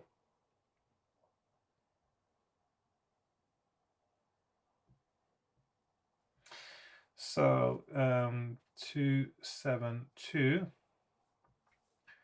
392. So I'm going to go 392 to the right and down.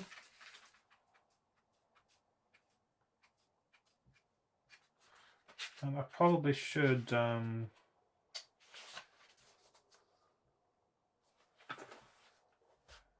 I reduce the yes? So 1, 2, 3. Okay. Brown. Okay.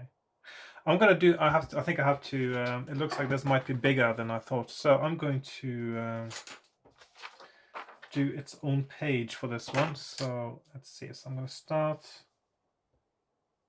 at 51. After all, on its own page here. So 51. Then we have. It's going to do. Still going to do slightly smaller squares for the maze here. So 97. 181. Now, if this maze is just a sort of a simple grid system and you just have to be in the right place, that's a bit daft, to be honest. But it's not much fun in that. Y2, okay, and then we have. Oh, but the thing is now it's 3-dimensional as well. Potentially. Let's see. 196. I wasn't meant to make that smaller, but G3. 146. And then we have 272. 392, which was brown. Maybe I need a small pen now. Brown. Brown 4, was it? Hang on, where are we? 392. Brown 4. Brown 4. There is one door leading up, turn to 196. Okay, so that is a dead end. Okay, so that means that is one you should not be going to. Okay. Okay, that's interesting. So that means I'll go with 272. Oh, this is also a dead end. Black 4.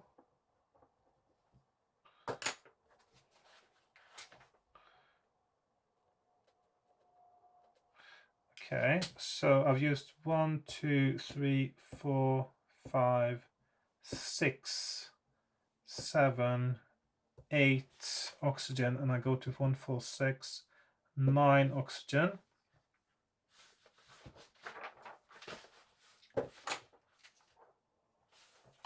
And I go to 146.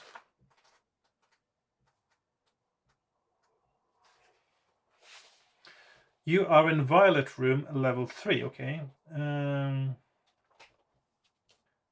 That sounds interesting enough. So violet 3, there's a door leading up and one leading down.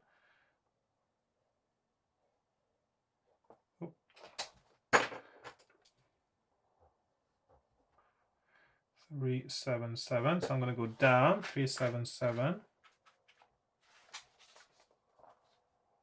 You are in gray room level 4. Okay. Black, brown, gray. One door leading up and one door leading out. Okay. 310. 310. Is that it? Okay, so now I used 1, 2, 3, 4, 5, 6, 7, 8, 9, 10 oxygen. and I'm going out. So it sounds like I managed to do it, and that was not a very exciting puzzle at all, just completely daft in my view. But there you go. You'll never get one like that in my book, that's for sure. Right. The door slides shut behind you. You are in the side street behind the Plaza de Toros. Your chronograph beeps at you, and you realize that you have to catch the bus. You look over your shoulder as a guard comes out of the same door, fires a blast in the other direction, and runs off. Okay. You make your way to the terminal, add 2 lock points, and turn to 80. Okay, so lock plus 2. Now 80, did I have 80 on the other side? Yes, I did. So now I'm going to just transfer what I did here on the map to this one. So we have, because now I know the way through, I don't need to map the rest of it. 377 and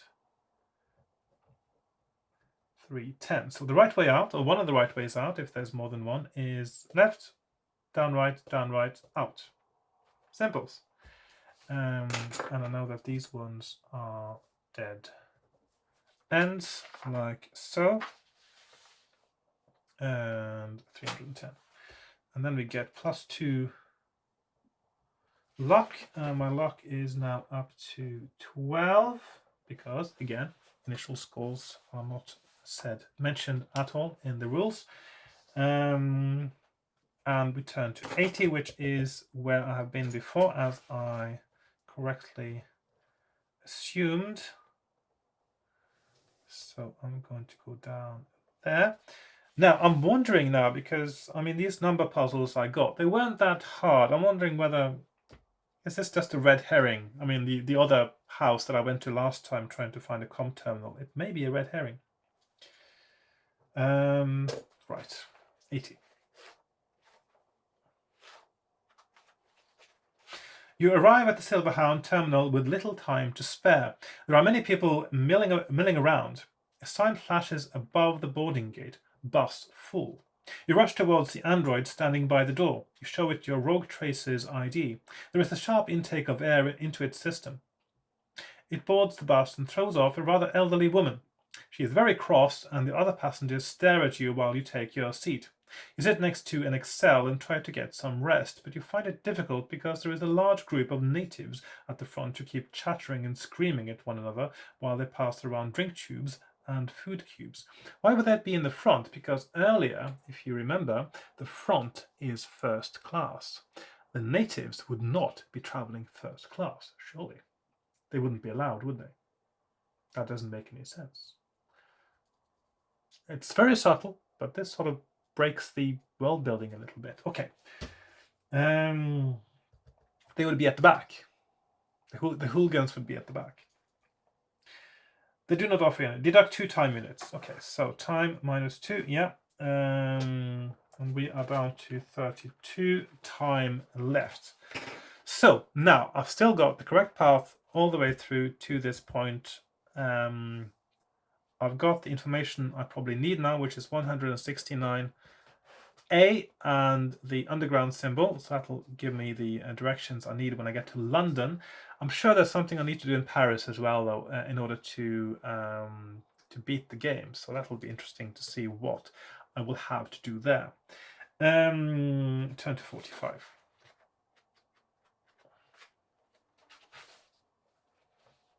And of course in Rome as well, yeah. You're very tired by the time you land at Roma terminal. You check when your bus is due to leave and set an alarm on your chronograph. You stagger out of the terminal, and the first sign you see is that of a fast food and sleep unit. It looks very shabby, and some dubious characters from the bus are heading for it. That'll do nicely, squeals the gate mechanism when you slip your credit card in. Inside you pick up some cubes, advertised as vermouth duck flavor, and sit in a broken chair munching the tasteless mush. You look around you, rubbish litters the area and is being kicked about by all sorts of rogues. A couple you recognize are worth a few hundred credits, but you are far too tired. See, there's again, you don't have the motivation, do you? So why would you be chasing after these common criminals when you have bigger fish to fry? Sitting on one of the sleep units is a woman cleaning a stun gun. She looks familiar and stares at you. Then she lies down and closes up her unit. You do the same. Add 6 stamina points. So stamina now up to 31 because it doesn't say anything about initial scores. When you get up, she is just leaving. Do you follow her or hurry on in your search? Now,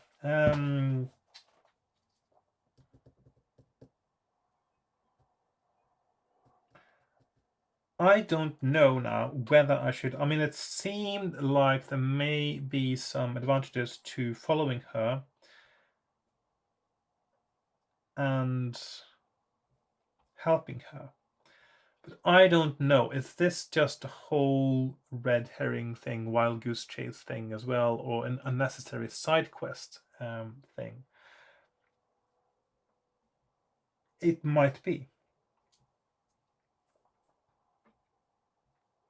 But because if you try to follow her, you're given a luck roll actually, and luck usually should be then when you achieve a luck roll, even if it should be something advantageous. And of course, if it hadn't been advantageous to go down that path, I don't know, luck shouldn't really be involved in it. I feel, but of course that's me. That's my logic talking, and may not be the same as the logic of the one who designed the game. They just think that once you decided to do something, then it's luck might be involved whether you succeed at your choice or not. Whether that choice is the correct one to start with is not factored in.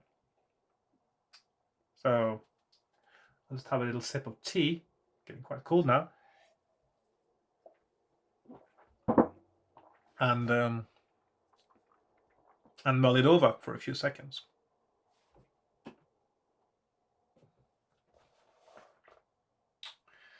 So I'm gonna follow her anyway because, well, that's the path I took last time, and I can sort of see if there are any other choices there that seem to make sense. 153. She moves very fast and seems to know instinctively that you are following her.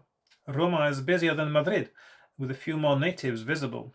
You follow its speed, but are suddenly halted by a solid arm. Grumpole wants to check your ID, so you have to stop to show it. Test your luck. Okay, so that is the luck roll. 9, yeah.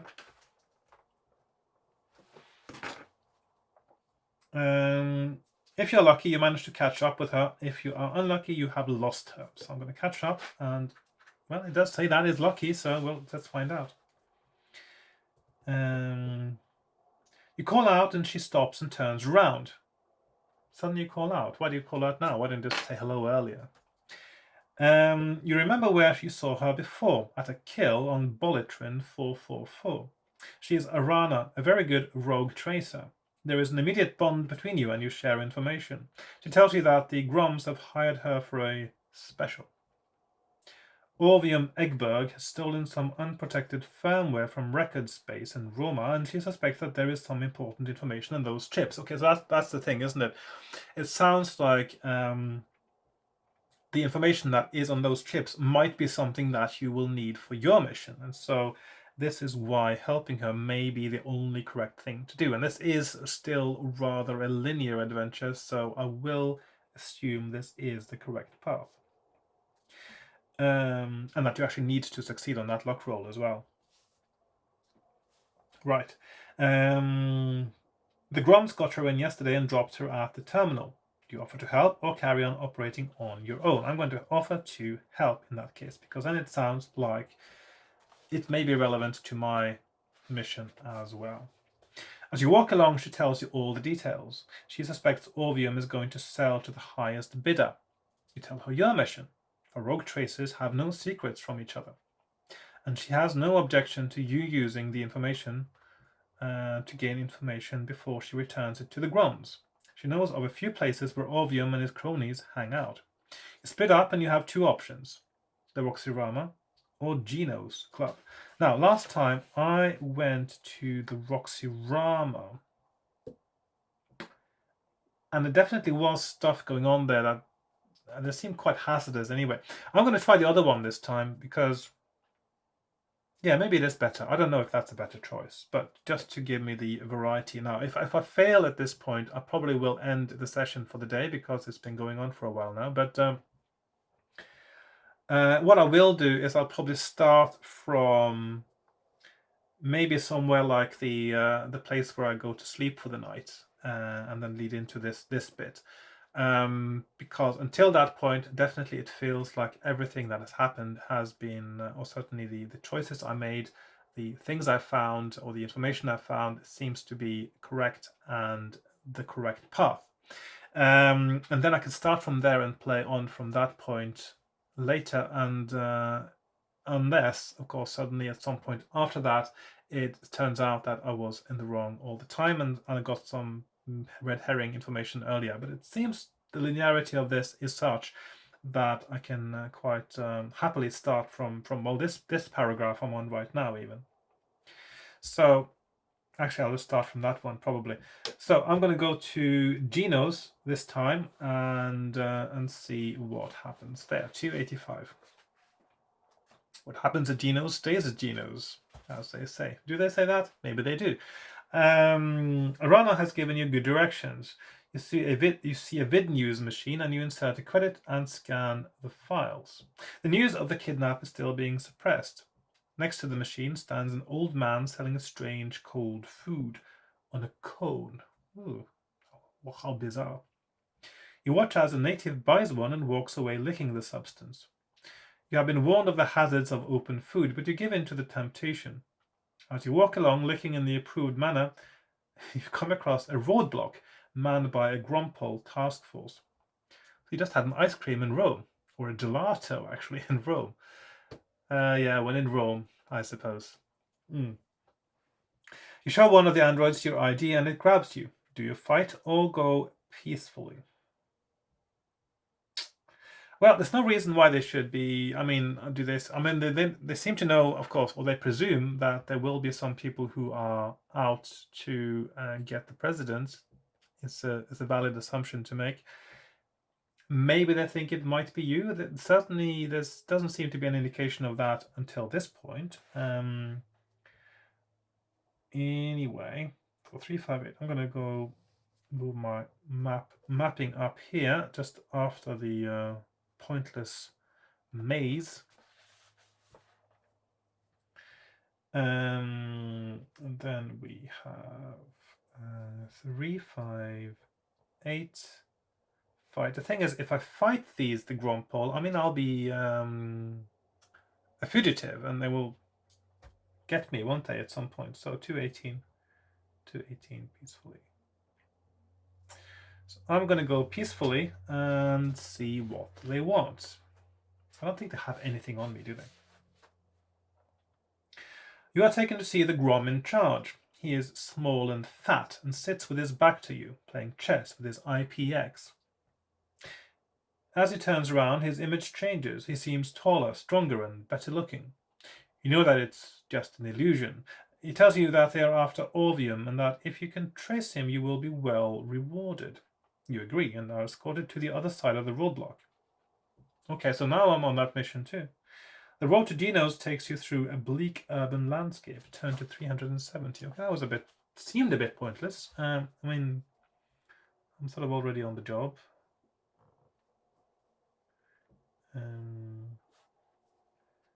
370. Okay.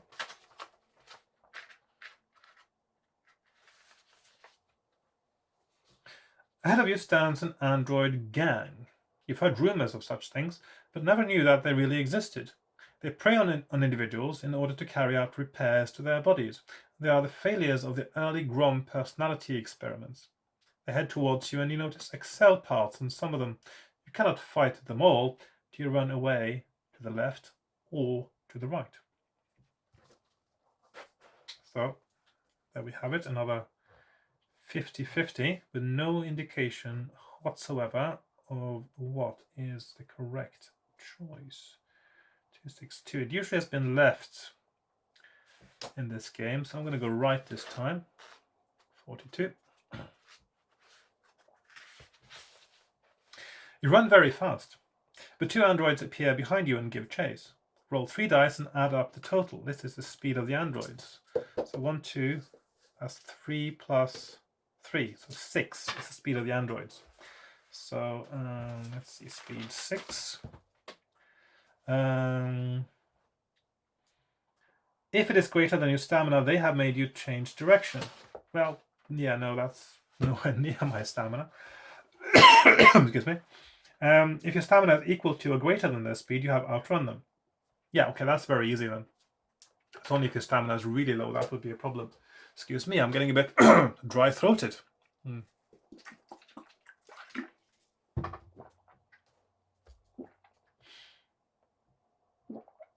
Right, so I'm just going to go and put up the options there. So 262. Hang on. So that might actually that might have been a good thing as well. You never know. But 262. But then you have to try again. I suppose if you keep failing that roll, you'd running back and forth, are you? I don't know. It seems a bit weird. 59. So okay. So put stamina asterisk there just to indicate there's a kind of a stamina test there. 59.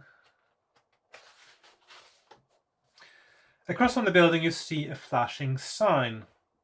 Eno's Club. So Gino's Club. You walk up to the front door, which is just a bead curtain. You walk through and see a Duke. Duke projecting an old Galaxy Ents promo. So like a jukebox, but for video, I guess. You walk up to the dispenser and press for a Mangola tube. You look around. There are many untraced rogues about, rich pickings if you were in the mood. In the far corner, a fight begins. Someone gets punched and falls into the protection. He is followed by Orvium, who stands over him and kicks him. Turn to 275. So, let's see, 275. Sounds like I'm in the right place. 275. Double check. What did you say about C4 now?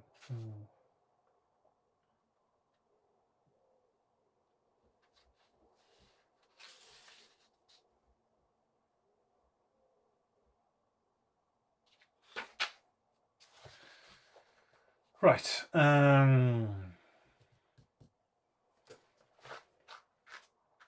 So this sounds like the right place, I guess. You stand up and walk over to Orvium, pushing his guards aside. You tell him that you want to talk. He is drunk and refuses to talk to anyone who hasn't played the game. He sits you down opposite one of his gang and throws an old 6-chamber stun gun down onto the table. Russian roulette. Or Roman roulette. I don't know. He puts the charge in one chamber and then spins it. Your opponent picks up the gun and puts it to his head. Roll 1 die. That is the chamber. Roll the 2nd die. That is his go. If the numbers match, he has blown his brains out. Okay.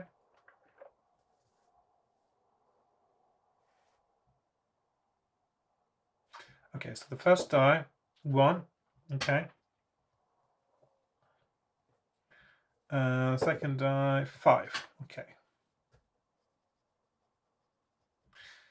So 1 is a target number, and he rolls a 5, which means that he isn't stunned. And then you roll do the roulette again. So obviously they're doing the roulette. I mean, there are 2 ways to do Russian roulette, of course. One is that you don't roll. You only roll the chamber the first time, or the barrel the first time, and then you do alternate turns until that's the normal way of playing it. So this is not Russian roulette.